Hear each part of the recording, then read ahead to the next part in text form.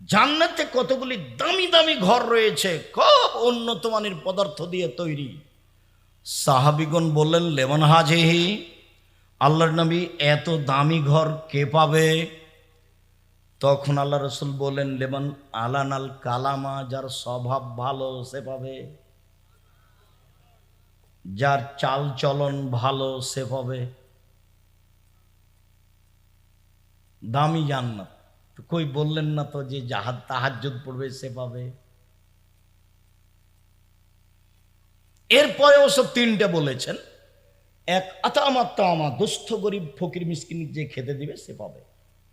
তারপরে বলেছেন